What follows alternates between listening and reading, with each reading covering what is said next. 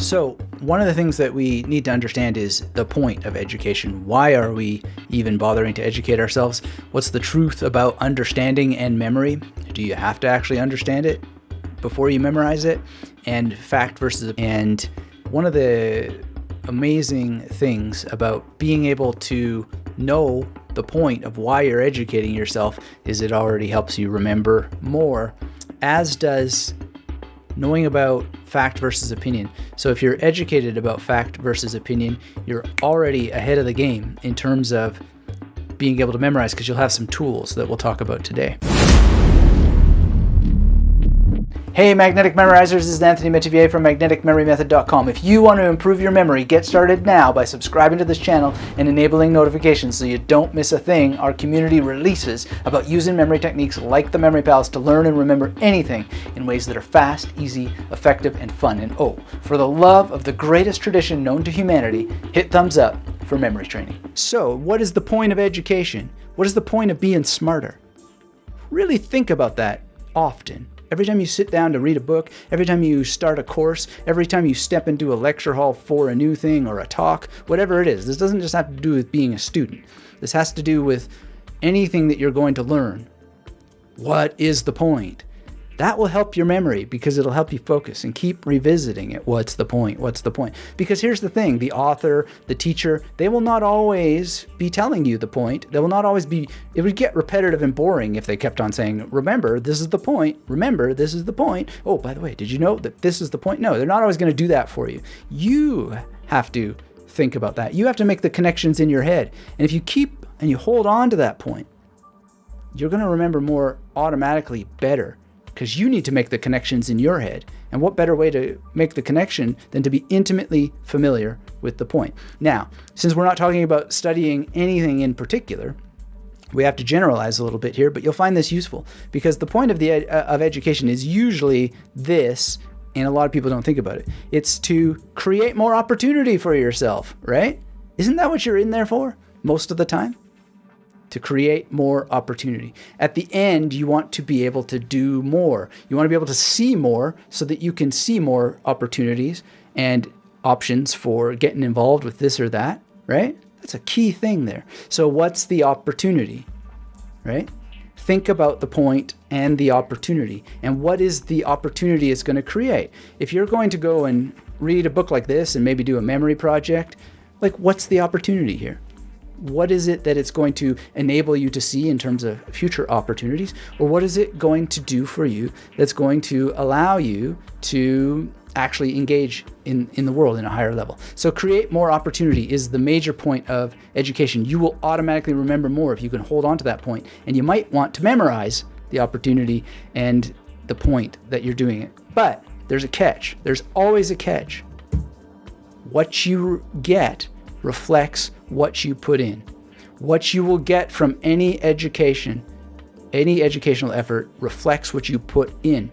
So the more that you focus on the point and the more you know that you're an opportunity-oriented learner, then the more you're going to remember automatically. You don't necessarily need to have all the whiz-bang memory techniques, although they help and they're absolutely essential for most of us.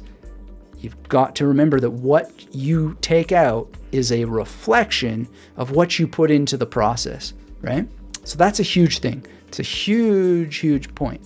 And those who have eyes to see and ears to hear, they will take this and run with it, and it will massively improve everything you do. So how are you going to get started with this? Well, you could do a little bit of self-inquiry, a little bit of self-reflection. And every time you read a book, what's the point? What's the opportunity? And maybe you want to spend some time on what are your fears, right? What's your fears when you go in reading this book? Are you going to forget everything, or is it going to waste your time? Just be open and honest about it. And that can really, really help you because you can put aside those fears because you've externalized them, right? And then you can put more in because you know that you have those fears. And I suggest that you just take those fears and let them go, because you can't predict what's going to happen when you start a course or you read a book or anything like that. You just dive in, but you know what you're worried about, and you can maybe symbolically a little bit of magic. Write it on paper, all your fears, and light it on fire, and literally try it, see what happens. Now, what's another point of education? Well, it's to help solve the problems of life, right? We educate ourselves to help solve the problems of life. So what's the point? What's the general point? What's the specific points? But what are the specific problems we're trying to solve here, right?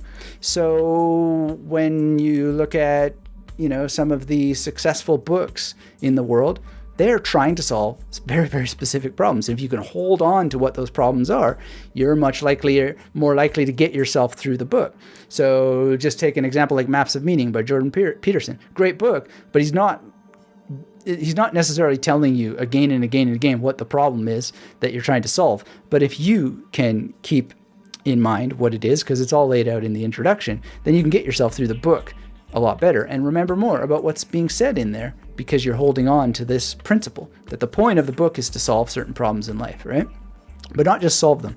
Solve them calmly, solve them in a way that creates win-win outcomes, and as much as it's possible for the long term, so that calm persists and the win-win outcomes persist over the long term, insofar as that's possible. Now, that might be your wish, but you again need to let go of the outcome of that actually happening so you can be full and present and remember more, because you have that free area in your mind to just be part of the ride and hold on to the point without any promise of any particular thing coming out the other end. All right, so let's talk about some horrible, horrible truths about education that a lot of people find horrible and horrifying, and yet they are also the same truths that will set you free.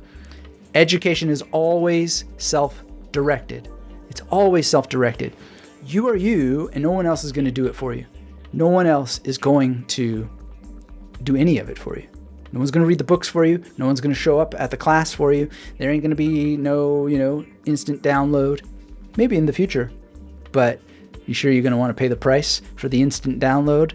And is it going to really be knowledge? Who knows? So it's always self-directed. And if you need help on that, there are some links in the description below that will give you my take on the Feynman technique and absolutely erasing fear about the need for self-direction. And just dive in. It'll help your memory to get rid of that fear and to embrace self-direction. Very, very important. Now here's another horrible truth, but the thing that will be the best truth on the planet for you if you take it seriously, and that's that hard work does not equal good results. You can work like crazy, and there are all kinds of people who work so hard, but that doesn't necessarily mean they're getting good results and they're not getting away what it is that they want from the study. And that's often because they just simply don't have a good enough vision statement and they haven't followed some of these tips that we just helped you with today. So yeah, don't ever think that hard work is some sort of promissory ticket to the promised land. It ain't. And it's not going to be anytime soon. You don't have to work hard. It doesn't have to be work at all. It can be fun. It can be play in the kingdom of memory heaven. The other truth is that rote learning is poorly understood. It's so misunderstood. And so it's not that rote learning is a crime when people do it. It's not that it's necessarily a bad thing, but it's very, very poorly understood. And so that means that, like mnemonics, it's useless when it's misused. And so there's all these people who are just like, well, I pounded out, bam, bam, bam, bam.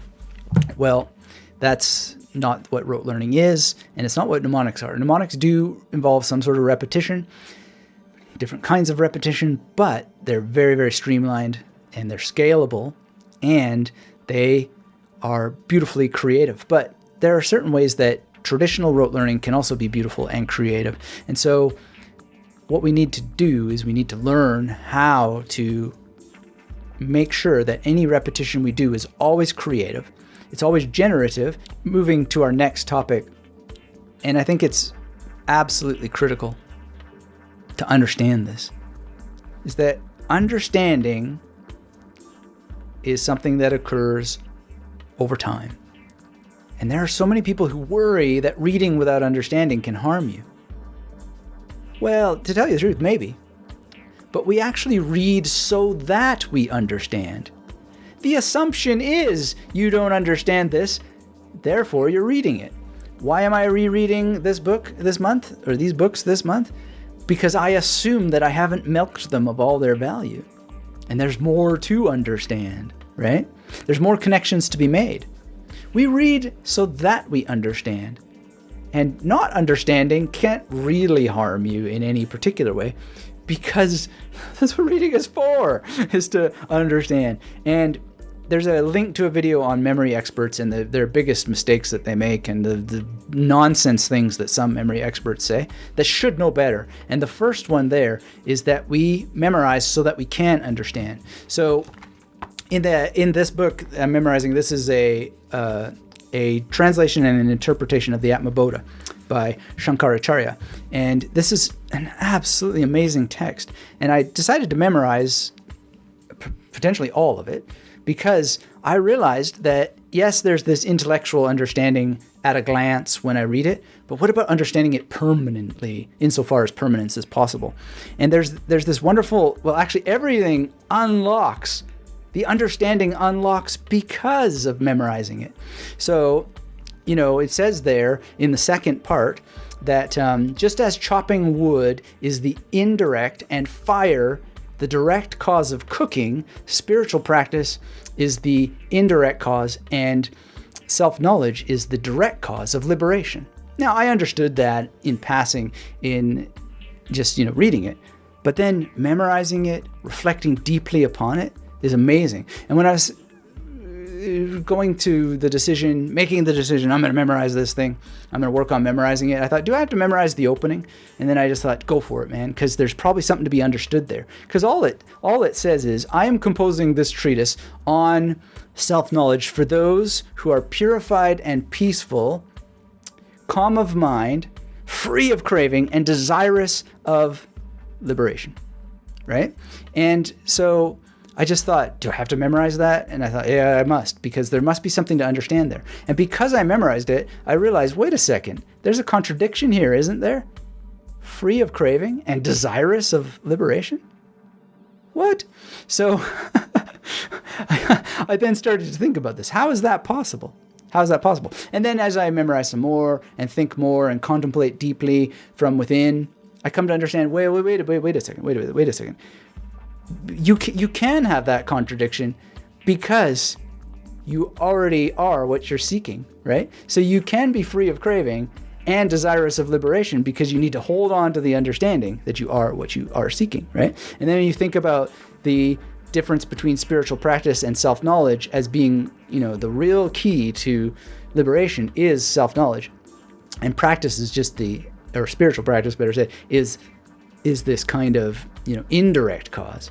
When you put the two together, bam, but you actually really are most aided by self-knowledge, right?